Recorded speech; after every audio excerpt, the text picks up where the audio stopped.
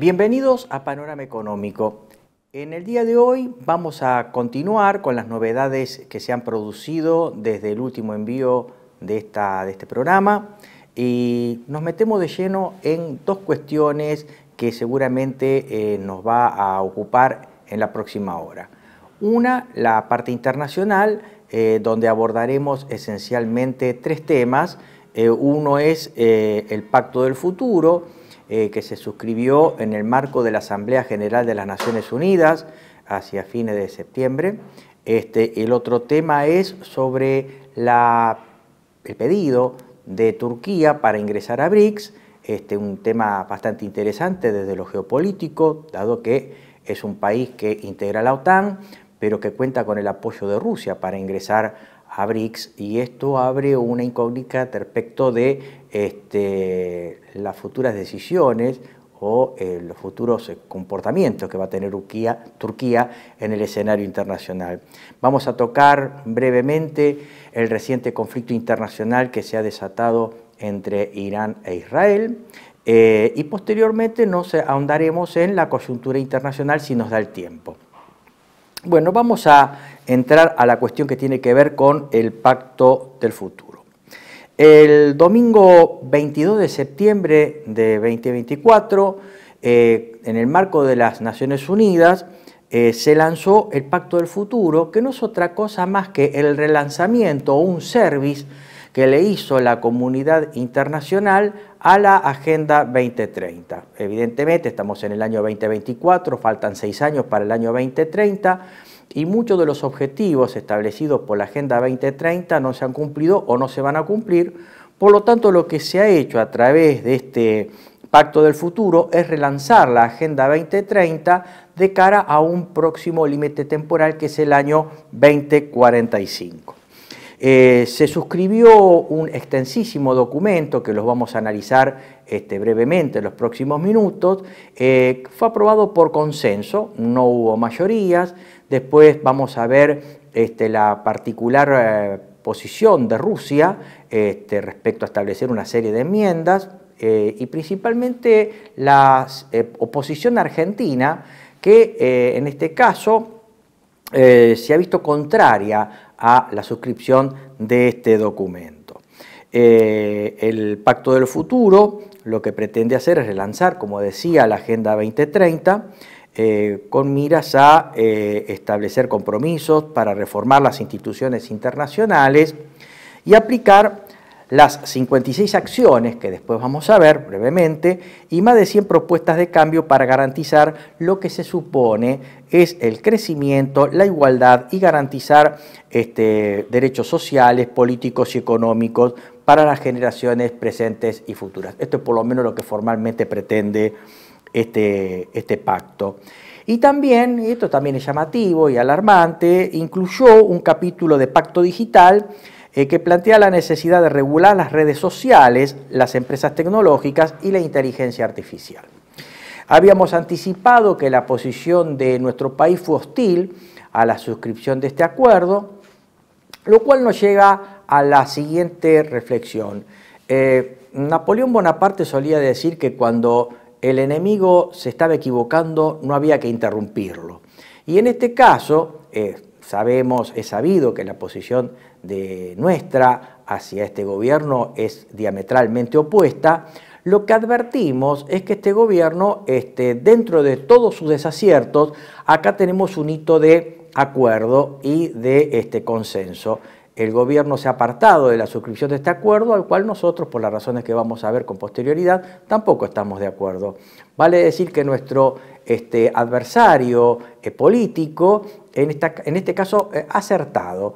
Pero en realidad este acierto, y esto no es otra cosa más que corroborar, reafirmar que este gobierno no es una posición antisistémica, sino que es una discrepancia controlada, es un disenso controlado dentro del ámbito político, tiene un doble estándar. Por un lado, no suscribe los objetivos y propuestas de la comunidad internacional, pero por otro lado, actúa como si las hubiera adoptado, con el terrible caos, con el terrible problema que tenemos en la economía, un plan económico genocida, un plan económico que elimina niños, que elimina ancianos y que sume a nuestra población en el hambre, en la miseria y en la pobreza estructural. Por lo tanto, ahí tenemos un doble estándar del gobierno. Por un lado, condena estas políticas de baja natalidad y de un mundo mejor y pacífico y más controlado, pero por otro lado aplica presupuestos a la CIDE para el control de la opinión de la gente, la persecución de la oposición y obviamente también a través de un plan económico que en definitiva nos va a terminar achicando como población vía hambre o vía eliminación física directa o a través del aborto. Dicho sea de paso también, las políticas del aborto aprobadas por la anterior gestión de Alberto Fernández siguen como si nada. Es más, el gobierno a través de, por ejemplo, el decreto 70/23 habilita a las farmacias, por ejemplo, a hacer prácticas abortivas, de acuerdo a lo que analizamos en anteriores envíos de Panorama Económico.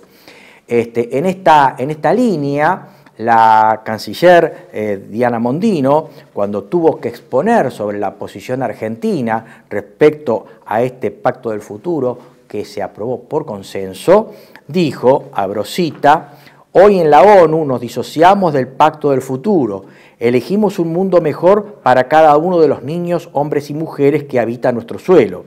Argentina quiere tener alas para su desarrollo, sin estar sujeto a un peso indebido de las decisiones ajenas a nuestras metas. Argentina será un faro de libertad. Claro, un faro de libertad, pero con hambre, un faro de libertad con desindustrialización y pobreza estructural. Ahí tenemos ese doble estándar que observamos en la posición del gobierno en materia de su posicionamiento internacional, pero hace todo lo contrario de fronteras para adentro. Y este doble estándar lo tenemos en la siguiente frase también de la canciller Diana Mondino que pasamos a extractar. Abro cita, dice la señora Diana, creemos que el modelo que puede hacerlo es el de la libertad económica. El hambre se acaba garantizando más comercio y no menos, y se logra el desarrollo profundizando el respeto por las instituciones, fundamentalmente priorizando el respeto por la propiedad privada. Sigue y dice, en ejercicio de esa libertad, mi país quisiera recordar que agendas como esta están compuestas por aspiraciones jurídicamente no vinculantes y que cada Estado, en el ejercicio de su soberanía, tiene derecho a interpretar y perseguir con autonomía, teniendo en cuenta las diferentes realidades, capacidades y niveles de desarrollo de cada uno, y respetando sus políticas y prioridades nacionales, tal como lo dispone la resolución 70/1 de la Asamblea General. Y obviamente, y ya descendiendo a las cuestiones internas y confrontándolas con este posicionamiento del país en las arenas internacionales, es sabido que el gobierno conforma en sí una disidencia controlada, como también lo podemos ver, esta disidencia controlada en el gobierno de Giorgia Meloni, en donde, por ejemplo, las políticas pro vida que promovía desde cuando era candidata han quedado sin modificación alguna. Italia sigue con la ley de aborto sancionada en 1978, o las políticas del Frente Nacional de Marine Le Pen, que también se ha vuelto permeable a la posición del aborto en Francia. En este caso, el presidente Milei sí tiene un discurso en contra de la llamada ideología de género, en contra de la contaminación. Sin embargo, fíjense que la ley de base sanciona el régimen de incentivo a grandes inversiones RIGI, en donde no existe un capítulo que regule el tema del ecosistema o el tema de la contaminación. El tema del feminismo militante también no parece sustancialmente combatido, más allá del cierre del INADI, sí, pero las facultades del INADI han sido absorbidas por el Ministerio del Interior, para dar un ejemplo, ¿verdad? O el tema de la defensa nacional, en donde simplemente se ha generado una corriente simpática hacia el ejército, a la fuerza de seguridad, subiéndose a un tanque, dándole la mano a los policías, a los militares, saludando granaderos, pero los presupuestos hacia el ejército son magros y casi todas las fuerzas de ejército están sumidas bajo la línea de pobreza. Sobre este tema vamos a detallarlo en otro envío de Diálogo Nacional, pero tenemos buena parte de nuestras Fuerzas Armadas, de las 3 fuerzas, tierra, mar, aire, debajo de la línea de la pobreza, ¿verdad? El aumento de la carga impositiva que tanto él condenaba, bueno, la carga impositiva aumentó. Y el fin de las regulaciones de la economía, cuando en realidad el Estado está regulando la economía a través del tipo de cambio, no permitir que las paritarias laborales promuevan el mejoramiento de los salarios de los trabajadores por encima de la inflación, el tratamiento prácticamente genocida que este gobierno tiende hacia la clase pasiva, jubilados, pensionados o perceptores de planes sociales, ¿no es cierto?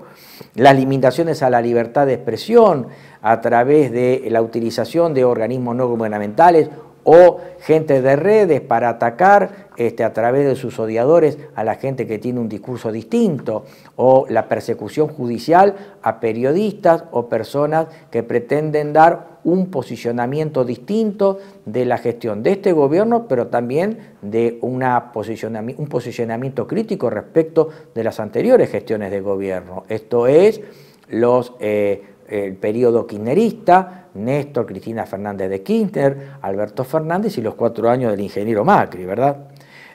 Por lo tanto, acá observamos claramente que este gobierno es una oposición o un antisistemismo controlado y un doble estándar que ha quedado claramente definido en su posicionamiento en la Asamblea General de las Naciones Unidas frente al Pacto del Futuro, y ese doble estándar distinto utilizado, o esa doble vara distinta utilizada de fronteras para adentro. Metiéndonos en el Pacto del Futuro, el mismo establece una larga lista de 56 puntos de acciones divididas en 5 capítulos y un anexo referido al Pacto Digital con recomendaciones, sugerencias, propuestas y otras acciones destinadas a establecer regulaciones, controles, medidas sobre las redes sociales, las empresas tecnológicas y un capítulo de gran importancia que es el de la inteligencia artificial. El primer capítulo de estas 56 recomendaciones se refiere al desarrollo sostenible y financiación para el desarrollo, en donde en primer lugar declara se emprenden acciones audaces para implementar la Agenda 2030 y alcanzar los objetivos de desarrollo sostenible y no dejar a nadie atrás.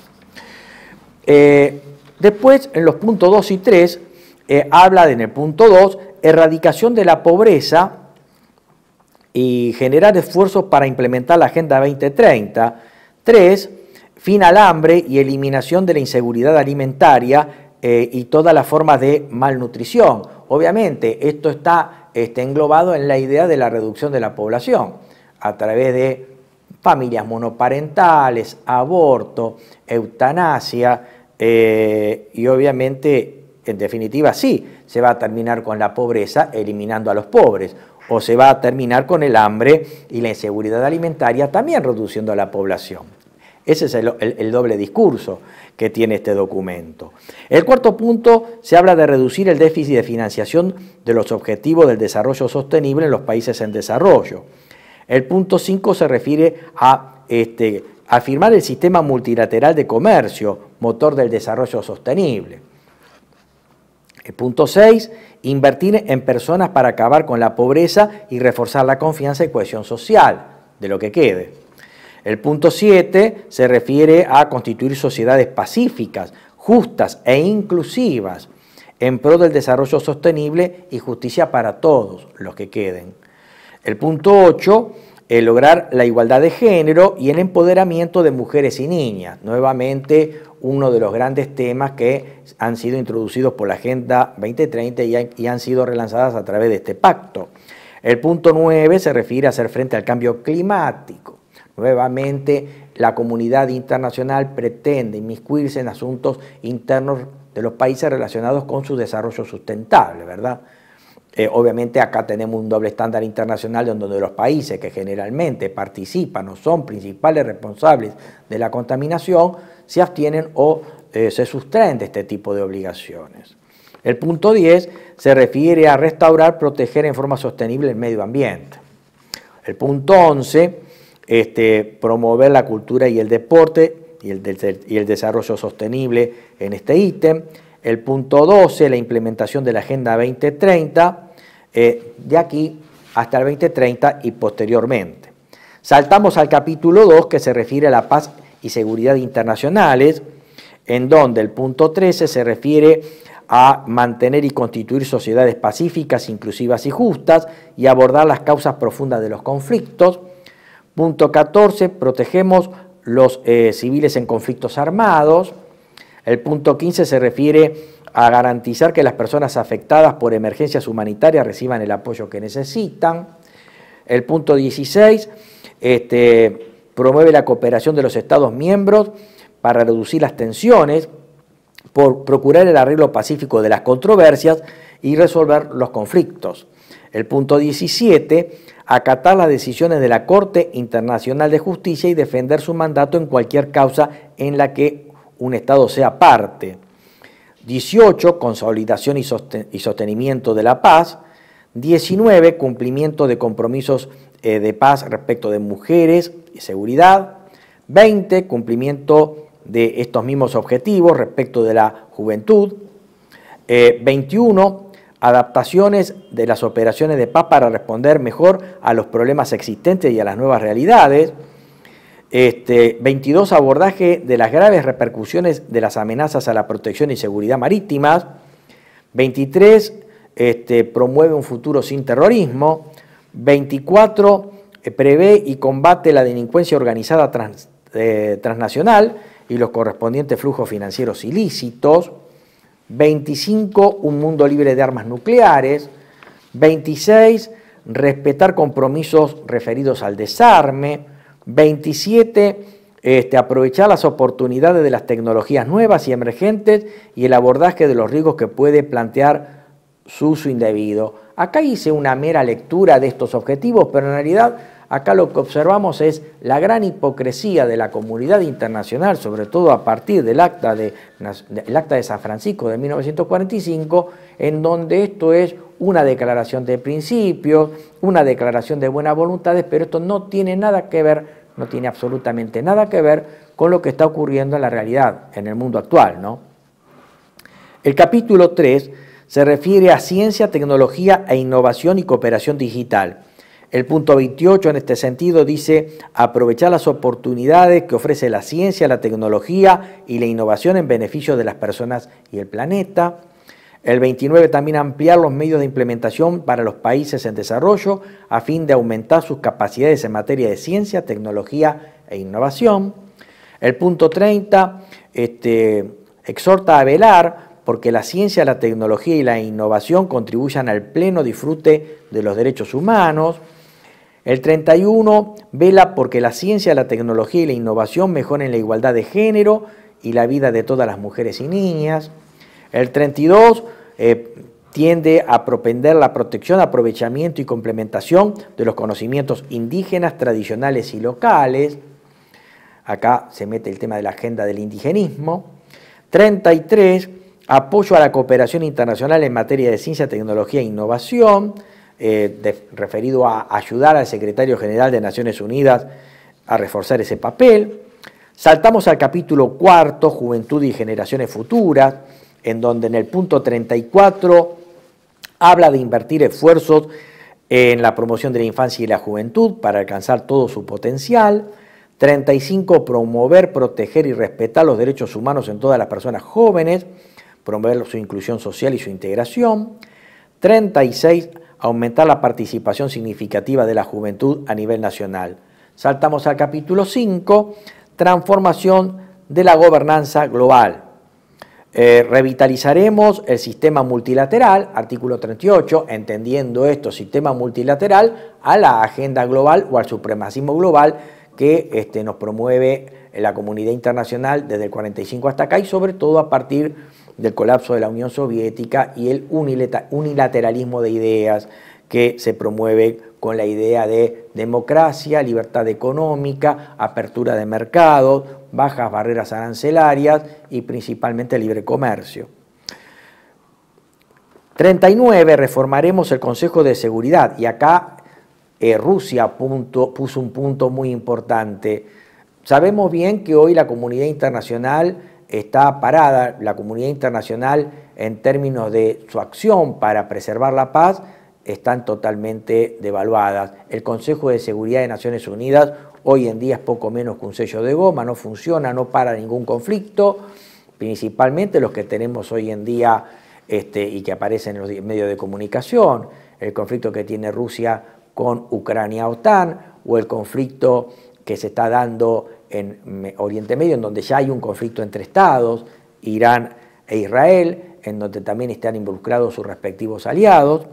Por lo tanto, este tema ha hecho mella en la comunidad internacional, en donde lo que se trata de promover es un relanzamiento del Consejo de Seguridad de Naciones Unidas, en donde se propenda una mayor representatividad, un funcionamiento más transparente, eficiente, eficaz y democrático, y tenga más rendición de cuentas. Esto también es una declaración de derecho. También se habla de la incorporación de sillas permanentes para países africanos.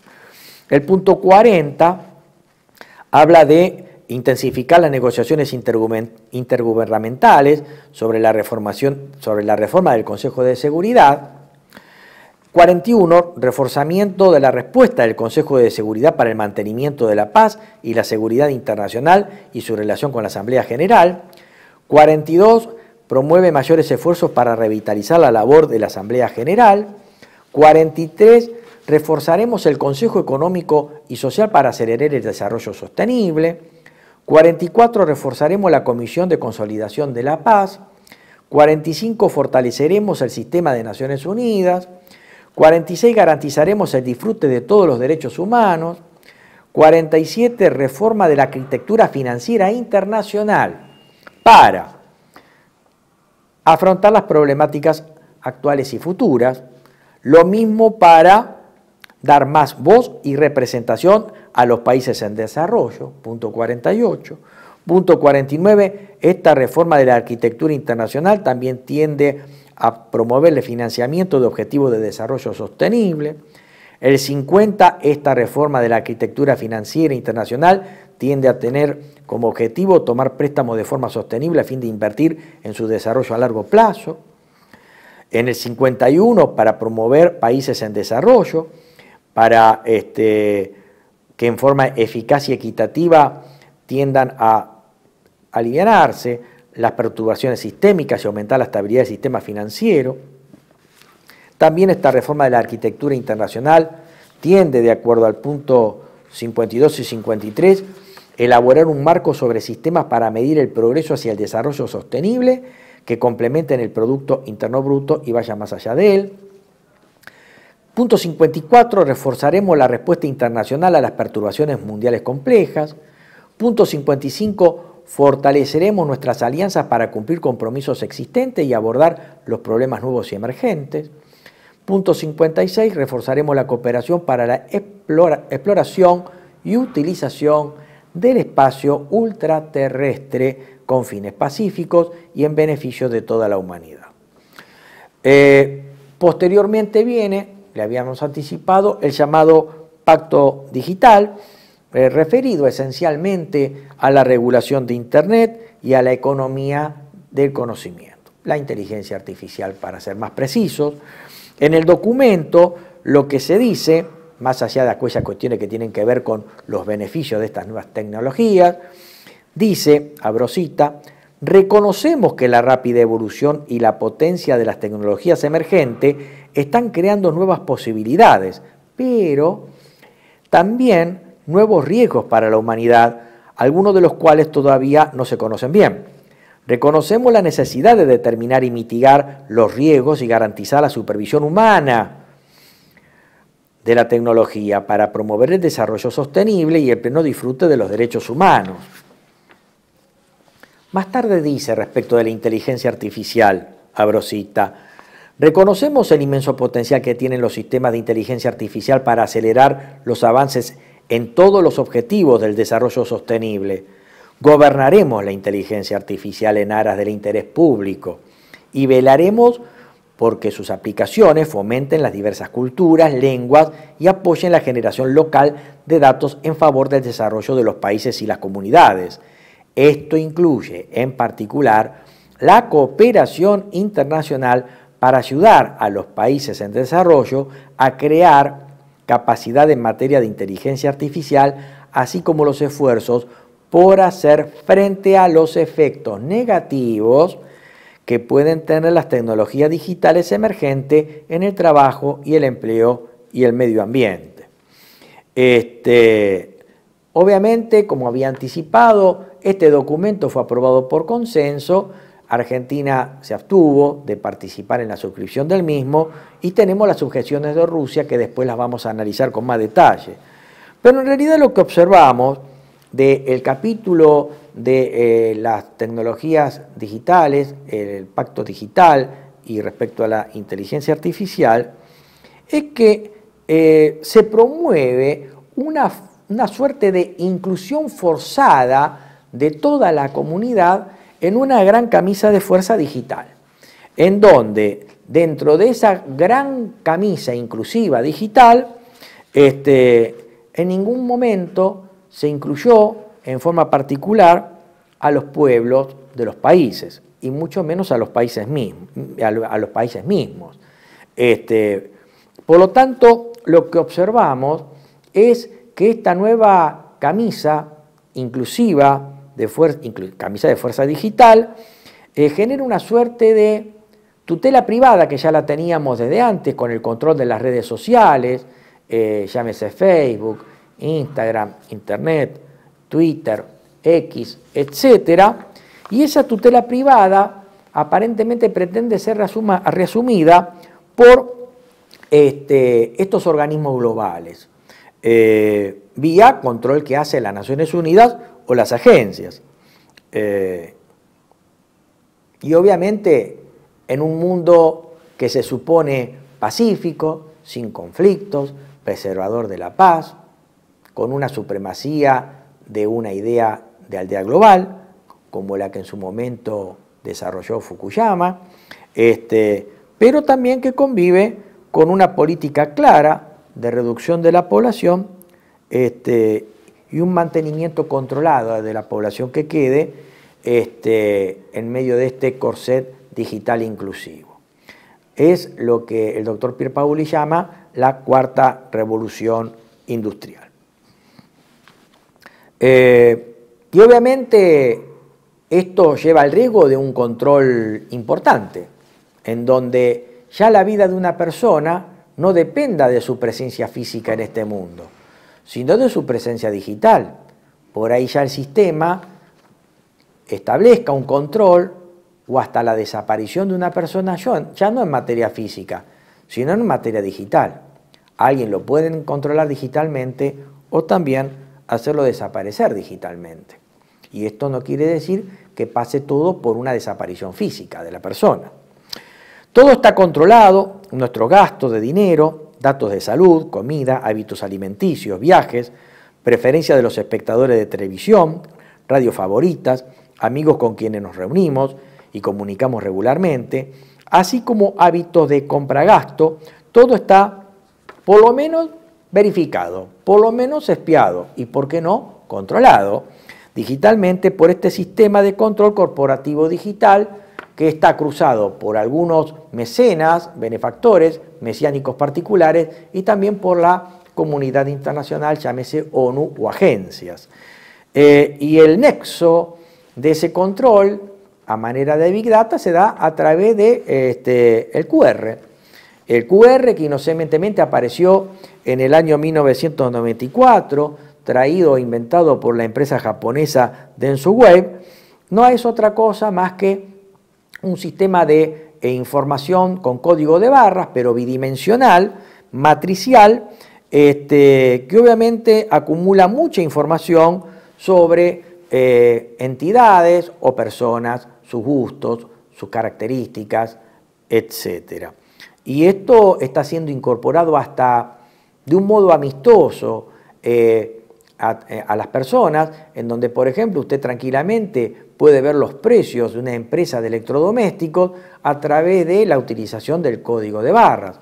O cuando usted va a un restaurante, puede ver la carta del mismo, los precios, a través del código de barras, QR, ¿no es cierto?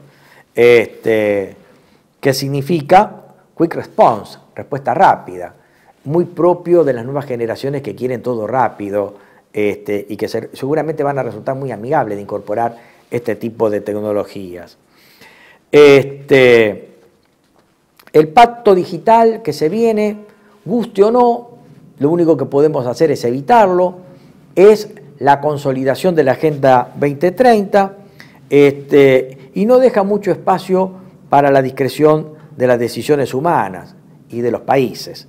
No hay forma de que exista una opinión voluntaria. En otras palabras, una persona no puede decir gracias, pero no, prefiero salirme de este mundo digital, porque este mundo digital ha llegado para aplastarnos, por así decirlo, o consolidarnos dentro de él. Y este sería un poco ese plan. Para cerrar esta parte y antes de ir a la segunda parte del programa, este mundo nos promueve que seamos pocos, con mucha información, bien controlados, o por lo menos pasibles de que se conozcan nuestros gustos y preferencias, sin contaminación, sin guerra, con preservación de paz, una justicia rápida, y hasta podríamos decir digital, y obviamente este es el mundo que se nos promete, este es el mundo feliz que se nos promete. Y obviamente está la idea de esta rara paradoja que nos hace acordar a nuestros antiguos. En la época clásica de Grecia y Roma, al ciudadano se lo mataba o físicamente o con uno de los peores castigos, que era el destierro. Hoy en día, los seres humanos no necesariamente pasa por neutralizarlos a través de su desaparición física, sino de la privación de ciertos derechos digitales o eventualmente también a través de la muerte digital. En el próximo capítulo vamos a hacer una breve pausa, continuaremos con este tema y sobre el tema de la incorporación de Turquía a BRICS y también un breve comentario respecto del conflicto desatado recientemente entre Irán e Israel. Espérenos, ténganos paciencia, ya nos vemos dentro de un ratito. Muchas gracias. TLV1 se complace en anunciar que estará transmitiendo en su canal TLV1 Clips valiosos programas emitidos antes de la censura sufrida. El lienzo prohibido, el revés del derecho, combates por nuestra historia, disenso, historias de Malvinas, entre otros que podrán encontrar en este enlace.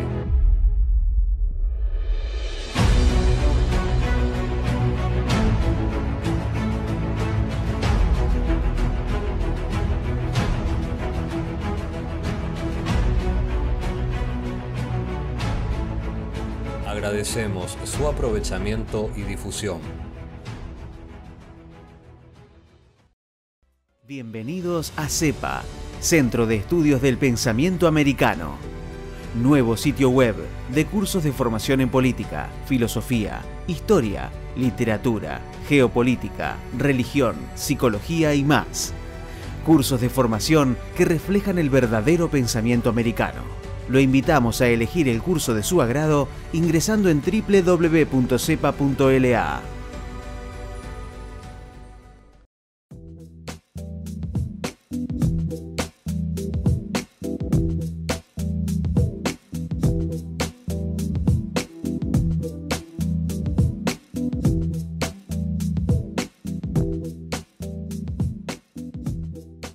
Decir siempre la verdad primero tiene un precio.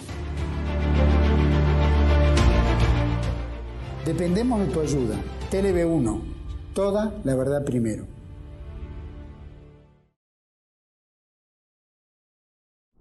Bien, retornamos en la segunda parte de Panorama Económico. Vamos a dar una última referencia al Pacto del Futuro respecto a principalmente el disenso planteado por Rusia, quien en su momento planteó una enmienda para que se preservara la soberanía de los países.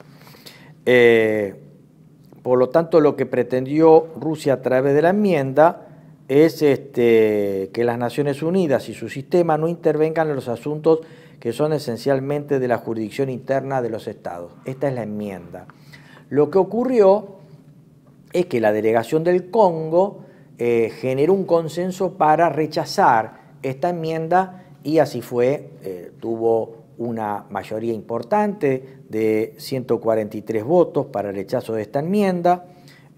Argentina se abstuvo junto con otros países y hubo 7 países en contra, que fueron Belarus, la República de Norcorea, Irán, Nicaragua, Federación Rusa, Sudán y Siria.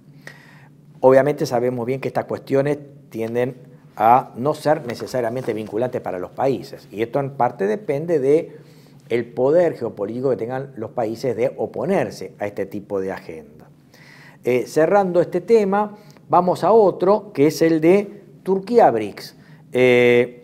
Turquía ha solicitado finalmente ingresar a BRICS+.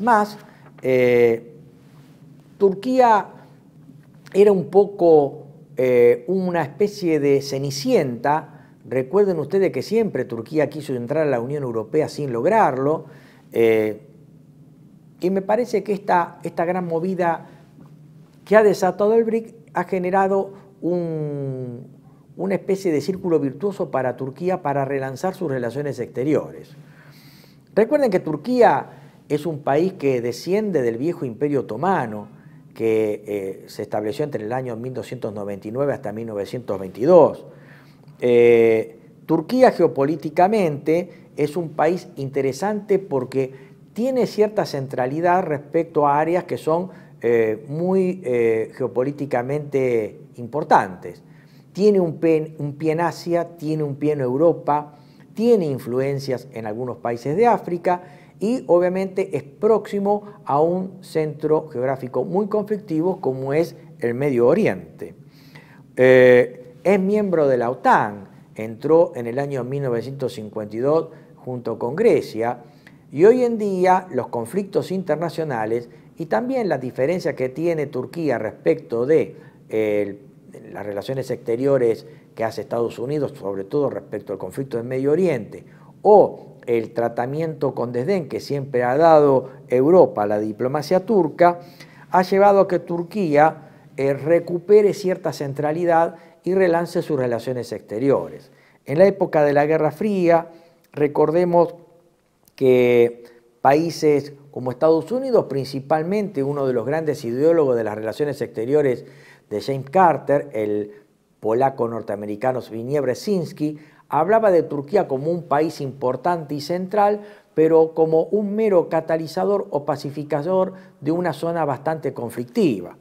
Hoy en día Turquía pretende relanzar este posicionamiento y dejar esa idea de ser un mero país central y catalizador y pacificador de una región con grandes conflictos y relanzarse en lo que podemos llamar un neo-otomanismo que pretende recuperar la herencia otomana y la influencia en los territorios del antiguo imperio otomano y obviamente recuperar esa centralidad.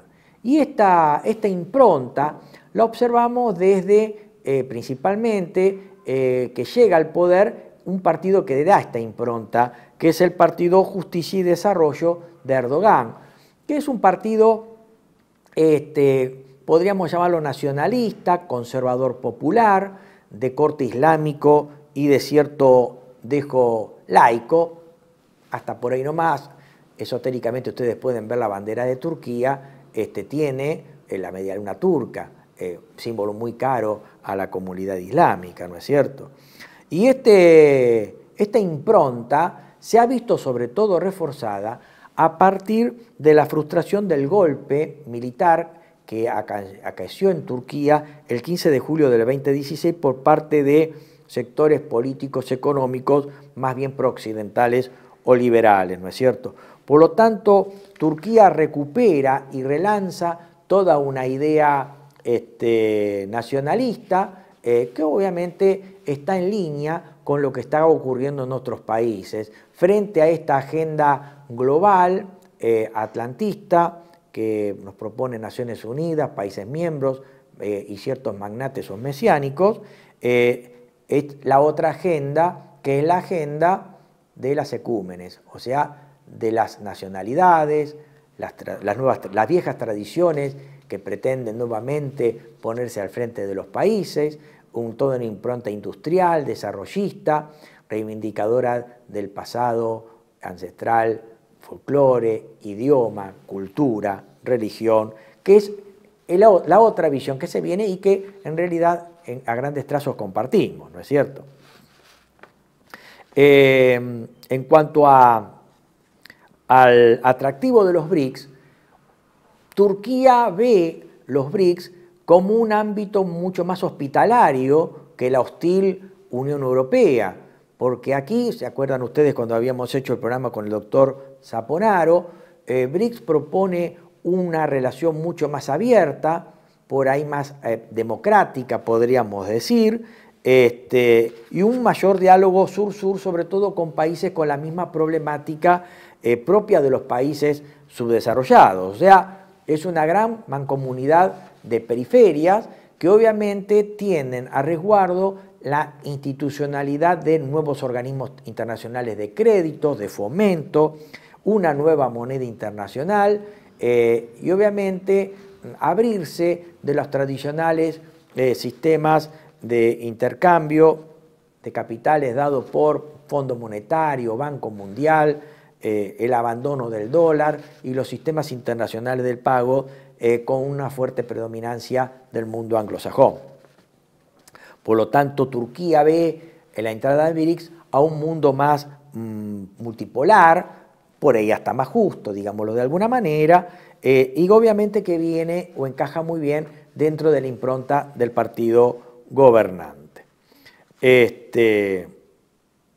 Y obviamente la postura tanto de Turquía como de BRICS es evidente que choca con la consabida pretensión fundamentalista liberal de Occidente y una impronta geopolítica de este supremacismo globalista que pretende en su momento implantando la agenda global de 2030 o el Pacto del Futuro. También es muy llamativa el giro que está tomando Turquía respecto a su posicionamiento frente a Rusia, porque si bien es cierto que Turquía es un país que pertenece a OTAN, está teniendo relaciones muy interesantes que tienen que ver con su infraestructura o su defensa con Rusia. Por lo tanto, podemos anticipar que, de acuerdo a lo que está haciendo Turquía en su política internacional, en algún momento va a tomar distancias respecto a OTAN o respecto a su relación de Turquía con Europa.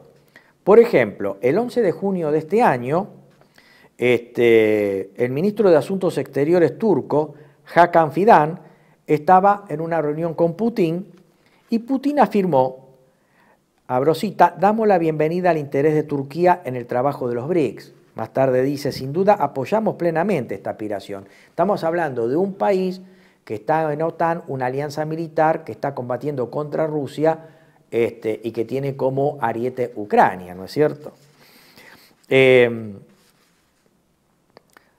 cuanto a la cooperación ruso-turca, podemos destacar la construcción de la primera central nuclear turca, la llamada Akuyu Nuclear Power Plant, en asociación con la empresa rusa Rosatom, y la adquisición en 2017 del sistema de defensa anterior ruso S-100 para los intereses militares de Turquía, o la asociación en proyectos de gasoductos importantes como el Blue Stream y el Turkish Stream, y asimismo el emprendimiento de Turquía junto con China e India en una mayor participación en las compras de petróleo a Rusia. sobre todo a partir de febrero del 2022.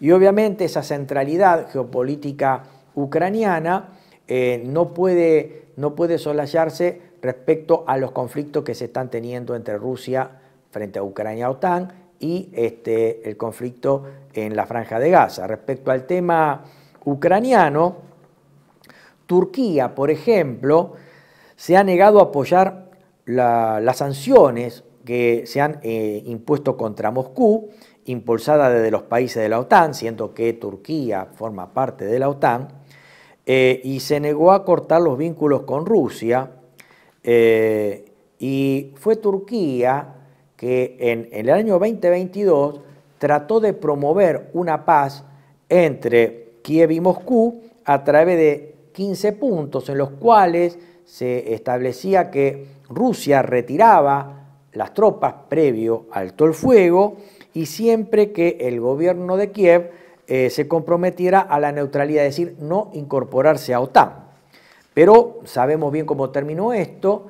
El partido de la guerra, Boris Johnson, el entonces primer ministro británico, voló a Kiev, convenció a Zelensky de que no rompiera ese acuerdo de paz y que continuara la guerra con los resultados que hoy tenemos. Un pueblo totalmente devastado, derrotado, como es el ucraniano, y a la espera de un armisticio que redibuje el mapa ucraniano. En cuanto al conflicto de Gaza, Turquía decidió adherirse a la denuncia que hiciera Sudáfrica en contra de Israel debido a sus incursiones en la Franja de Gaza y promover el sometimiento de Israel a la Corte Internacional de Justicia. Básicamente esto respecto de la cuestión turca. Vamos a hacer una muy breve síntesis del conflicto entre Irán e Israel, en donde desde el punto de vista económico tenemos que por primera vez se enfrentan dos estados directamente y obviamente esto generará, de hecho ya lo estamos viendo, una verdadera guerra de nervios, un verdadero partido de ajedrez a lo que pase entre Irán e Israel y sus respectivos aliados. Pero seguramente sobre este tema vamos a ampliarlo en algún otro y futuro envío de Panorama Económico. Lo que sí es cierto es que este conflicto entre Irán e Israel ya ha internacionalizado el conflicto entre dos estados. Y obviamente desde el punto de vista económico tenemos que en la semana en que esto ocurrió, el precio del petróleo se disparó $10, hoy en día está en $81 el barril, por ahí un poco más, y esto puede amenazar o generar un problema de recesión internacional y de inflación mundial. O sea, podemos estar a la vista de una tercera gran crisis petrolera, como la que tuvimos a los principios de los 70, con la OPEP funcionando plenamente, o con la segunda crisis del petróleo debido al conflicto en Irán, con el derrocamiento del Shah Mohammad Reza Pahlavi y el establecimiento de la teocracia que gobierna a la República Islámica de Irán, y podemos tener por ahí una tercera crisis muy importante si este conflicto se agudiza e internacionaliza y extiende. Vamos a nuestro país y lo que tenemos es que la crisis larga económica que tenemos sigue como si nada. El país sigue languideciendo lentamente. Lo que podemos destacar en lo que queda del programa son un par de noticias y desinversiones por parte de empresas transnacionales. En este caso estamos hablando del emprendimiento de YPF con la empresa Malaya Petronas, que iba a explotar recursos hidrocarburíferos en la provincia de Buenos Aires. Finalmente se decidió hacerlo en la provincia de Río Negro, pero la empresa Malaya decidió desinvertir y dejar de construir junto con YPF la planta de GNL. Esta planta ahorraría prácticamente todos los recursos de importación de este recurso y obviamente generaría un incremento de las exportaciones para nuestro país por $15.000 millones anuales a partir de 2030. Esto ha quedado frustrado, los inversores han quedado optimistas de conseguir en algún momento un nuevo inversor. La relación entre Petronas e YPF había comenzado en el año 2014. cuando habían firmado una asociación para el desarrollo del bloque no convencional, La Amarga Chica en Vaca Muerta, en Neuquén, donde la empresa se había comprometido a invertir 1.500 millones de dólares. También lo que tenemos como novedad en cuanto a desinversión, la desinversión de Dow, empresa multinacional norteamericana, con el cese permanente de la fábrica de polioles y derivados, negocio de poliuretanos, en Puerto General San Martín, en San Lorenzo, provincia de Santa Fe, que ha dejado 40 despidos. Esto forma parte de una política a nivel global de la firma de desinvertir en algunos países como América del Norte, Europa y Asia. No obstante, la firma va a conservar su empresa, que mantiene desde hace 65 años, de fabricación de etileno y polietileno en Bahía Blanca. A pedido y por inquietud de uno de nuestros oyentes, volvemos a instalar la problemática del tema del oro, las exportaciones de oro. Se acordarán que nuestro país en junio hizo 2 embarques de oro a través de la empresa British Airways. Hubo una solicitud en el marco de la Ley de Información Pública, hecha por el titular del gremio bancario, Palazzo, Sergio Palazzo, que tuvo como lamentable respuesta que no se podía dar información sobre la cuestión a los efectos de preservar o asegurar los intereses argentinos respecto a ese oro que se enviara, lo cual genera una grave alarma, porque si yo estoy diciendo que no puedo dar información a los efectos de dar seguridad a esos embarques de oro, esto significa que el oro no está a buen resguardo o está en sitios en donde puede llegar a estar no seguro. Ese es el mensaje entre líneas que da el gobierno.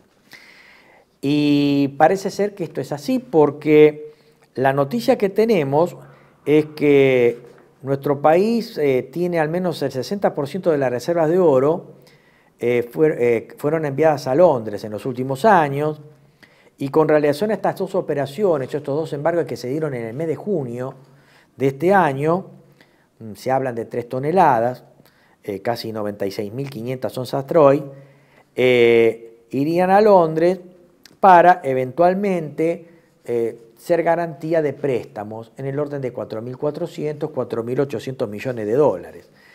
Sin embargo, el 3 de octubre nos enteramos que este envío de oro del país al exterior despertó la atención y el interés del fondo buitre Bainbridge Fund, que ha solicitado a la jueza Loretta Presca, o sea, la sucesora del juez Griesa en el circuito judicial de Manhattan, para que obligue a la Argentina a informar y revelar la información sobre el destino de estos lingotes de oro.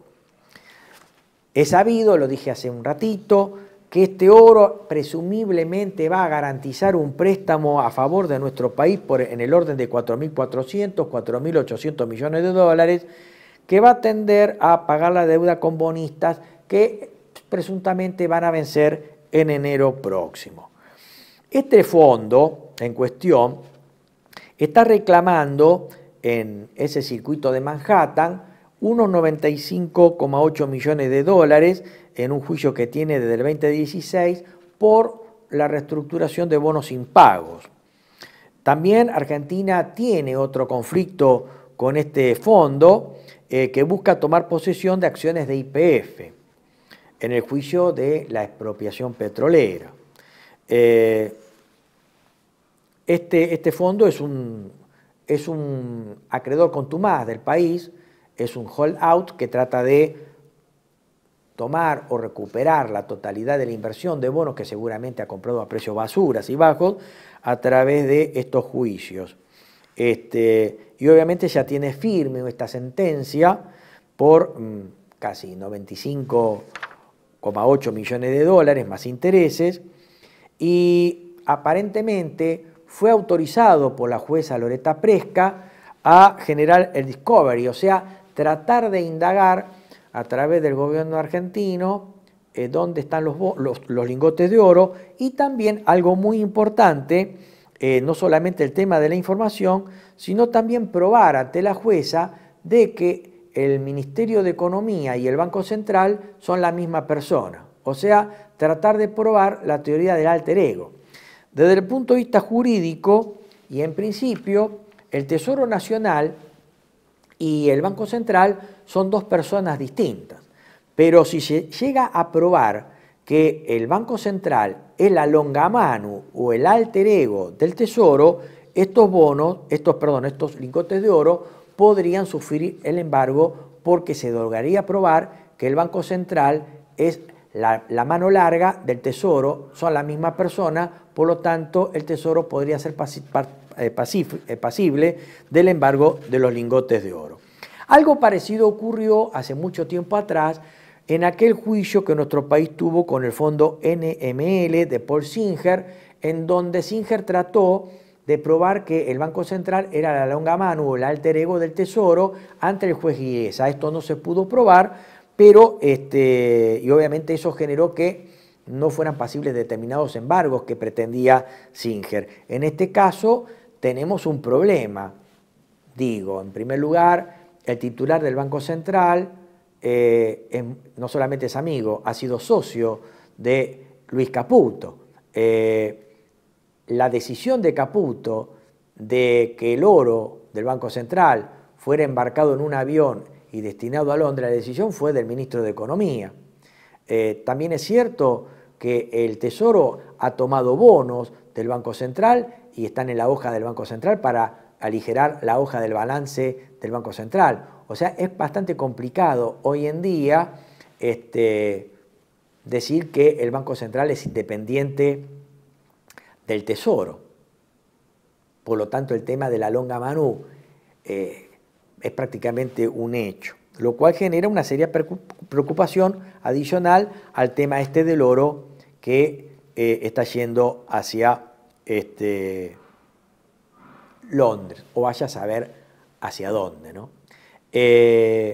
Más allá de eso, lo que tenemos ya para finalizar el programa de hoy es que se conocieron determinados datos referidos a desempleo, distribución del ingreso y pobreza, y lo que venimos diciendo desde siempre en este espacio es que las medidas de ajuste tomadas por este gobierno han sumido a la economía nacional en, por un lado, un cierre financiero de caja que el gobierno lo ve como exitoso, una tasa de inflación más baja que el gobierno celebra como un logro, pero en realidad la inflación está, y una serie de medidas que las tenemos resumidas en las 10 tomadas el 12 de diciembre de 2023, el DNU 70/23, la reforma impositiva de la ley 27743, la ley de base de la 27742, cuyos detalles hemos dado en este espacio en anteriores entregas.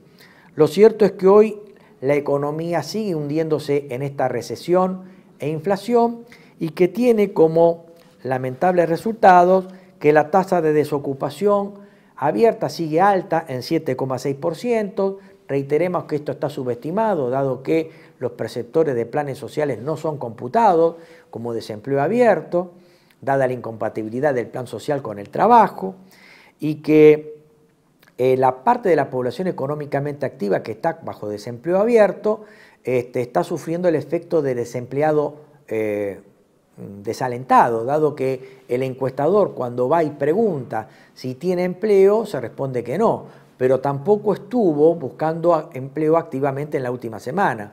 Por lo tanto, para la estadística, este trabajador que está desempleado es considerado desempleo voluntario y obviamente subestima la cifra que acabo de dar. Más de 1,7 millones de argentinos sufren la pérdida de trabajo y con pocas posibilidades de obtener un nivel de ingreso alternativo a través del autoempleo informal o de changas. En cuanto a la caída del nivel de ingresos, voy a citar los resultados obtenidos por el Observatorio de la Deuda Social Argentina de la Universidad Católica Argentina, que estimó que la caída de los ingresos de la población llegó al 12% promedio y en valores constantes se pasó de 330.658 pesos en 2023 a 289.562 pesos en 2024. Y lo importante es que esta variación negativa ni siquiera alcanza a compensar el alza de la canasta básica alimentaria y no alimentaria. Básicamente, estos son los resultados que tenemos hasta el momento. Este es el penoso estado del arte por el que está atravesando la economía nacional en sus aspectos coyunturales.